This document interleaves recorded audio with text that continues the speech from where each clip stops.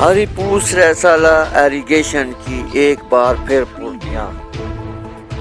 سریسالہ میں ندی دوڑ کے سینٹر میں 1 کروڑ روپے کی لاگت سے تعمیر کیا جانے والا بند ندی دوڑ میں حالیہ بارشوں اور سیلابی ریلے کی نظر ہو گیا۔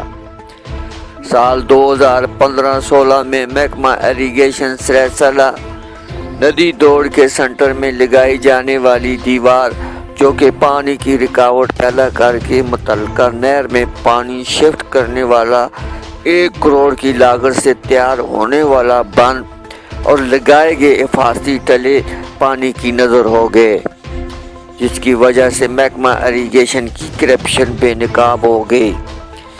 جس انجینئر نے یہ پلان تیار کیا اور متعدد ٹھیکیداروں کی مدد سے ناقص مٹیریل اور ناقص انتظامات کی نظر ہو گیا، مگر اب دوبارہ اس منصوبے کو فعال کرنے کے لیے کروڑوں روپے کی رقم مختص کی گئی۔ منصوبہ تیار کرنے کے لیے عوام کا شدید رد عمل۔